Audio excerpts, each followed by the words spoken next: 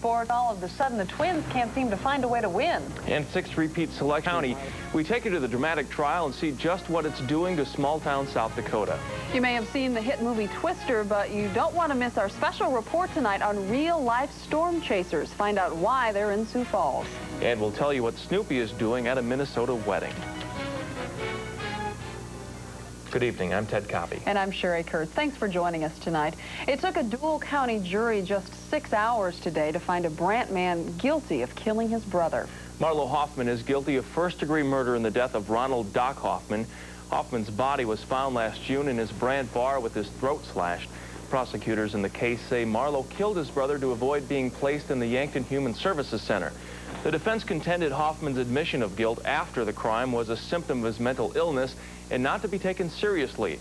First-degree murder carries a life prison sentence. Well, residents of Dual County will not soon forget the Hoffman trial, not just because Marlo Hoffman was found guilty of murder, but because it was the first murder trial in the county's history. Tonight, Beth Fuller takes a closer look at the impact. Nestled in east-central South Dakota, Dual County is a community that long prides itself on small-town values and quality of life. But that picturesque reflection changed last June when Doc Hoffman was found in his Brant bar with his throat slashed. Doc's brother Marlo was arrested, charged, and became the first murder trial defendant in Dual County's history. Alternate jurors dismissed this morning before closing arguments say they were hoping to avoid this sign of the times.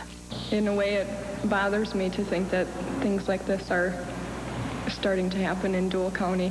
I guess that's one thing I've always liked about living where I live, is that we don't have to worry about murders. And prosecution and defense lawyers, each trying their first murder trial, discovered challenges unique to small-town America. There was a lot of rumor out in the community that was... Defense attorney Terry Sutton found jury selection to be one of the most complicated areas of the trial. I made a decision early on not to file a motion for a change of location. And once we decided that, then it became an issue of making sure that we would get a reasonably fair jury.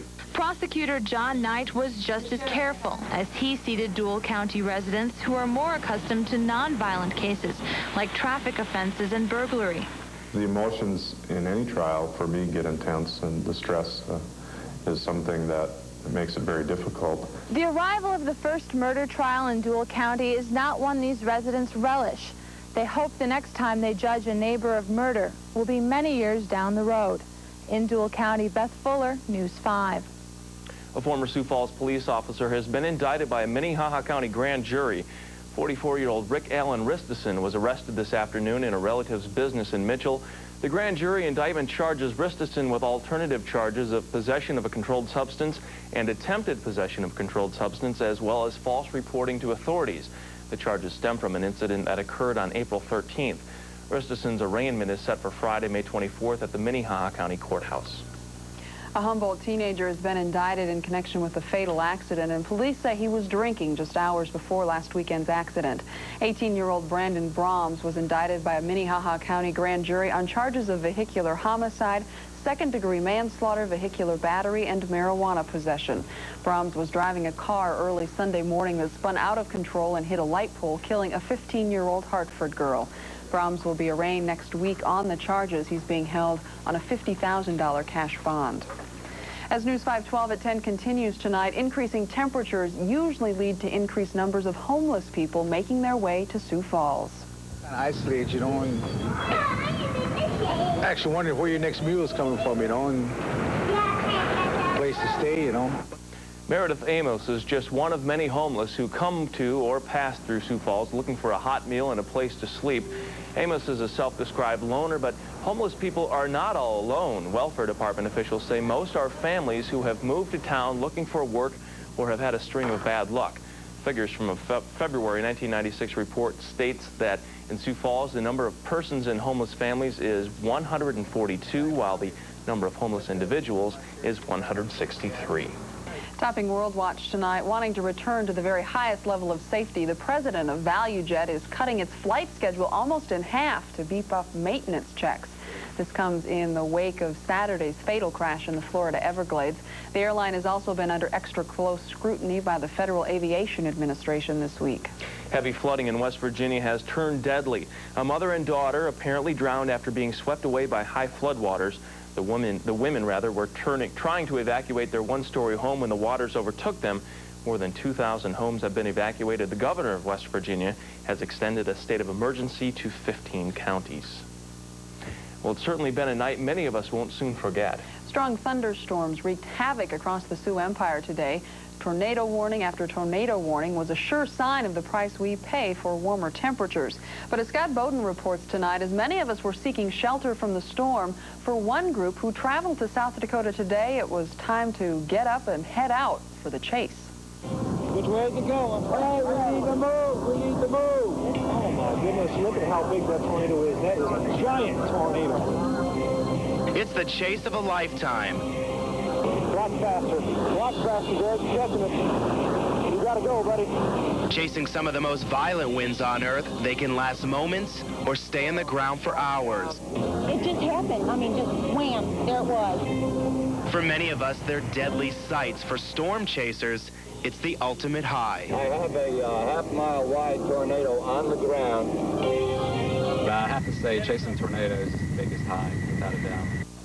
Photographer Randy Frostig is a storm chaser, and hearing that eastern South Dakota was a prime breeding ground for severe weather today, he and other storm chasers from the Weather Channel traveled to South Dakota in search of the big one. To see the Weather Channel storm chasers up here, it gives more credence to what we are saying. The Weather Channel storm chasers have been chasing down violent storms all season, from Texas to Oklahoma to Nebraska. We have a potential in our little truck to pull up satellites and radar so we can keep an eye on the storms and decide which way to go.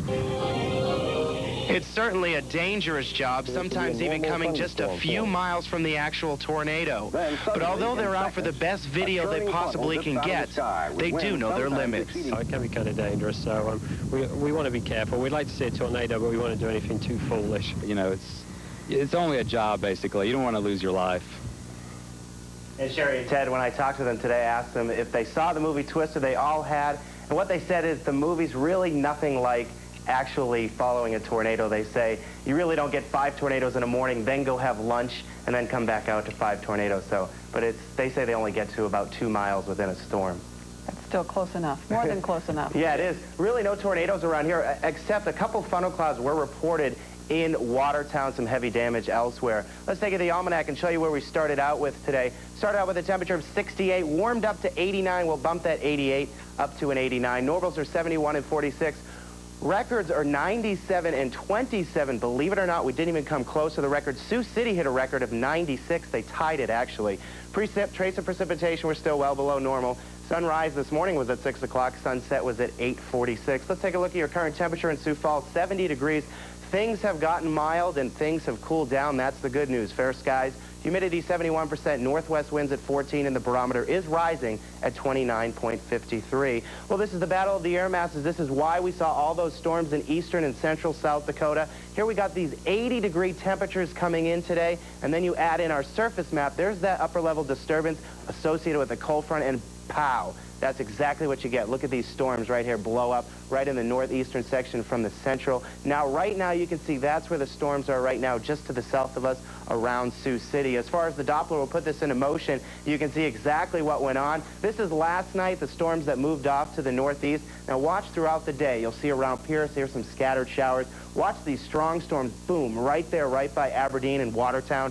Hail, golf ball size hail was reported in Aberdeen. In Watertown, a few funnel clouds, no damage reported as of yet. But Big Stone County in Minnesota, that county was the hardest hit with about $800,000 worth of damage. That has since moved off, watching a couple showers moving to the Sioux City area. Tonight, all the elements for severe thunderstorms. Most of it has moved away, but we still have the elements out there, so stay tuned to us.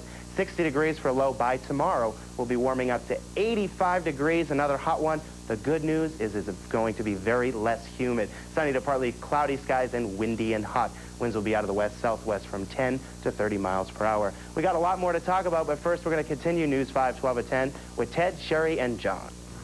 Thanks, Scott. And John Wilson in with First Sports, and a tragedy at the racetrack today. Tragedy. It's kind of a sorrowful scene at the Indy 500 as death visits the Brickyard for the 40th time since the 500 began. It happened to Scott Brayton this afternoon during a practice run. He blew out a tire during practice and slammed into the wall at about 230 miles per hour.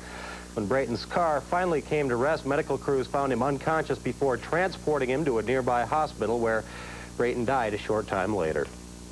We're doing in a business where risk takes place. That's part of the whole thrill of the thing, but not death. That's not part of it, you know. But never did I ever get a scratch in racing. I mean, 12 times I flipped at Riverside, not a scratch. It's just a freak accident. I have nothing more, I guess, to say. It is with the deepest regret that the Indianapolis Motor Speedway announces the death of driver Scott Brayton.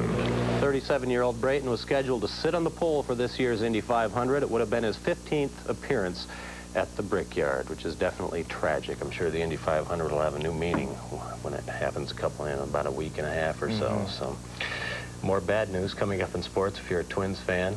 I was just going to say, I hope you have better news for the rest of sports. No, it gets even worse. Well, I guess I can't really say it gets worse, but it is bad news for Twins fans. We'll make you wait for the lowlights a little later. And making lots of new, interesting new friendships.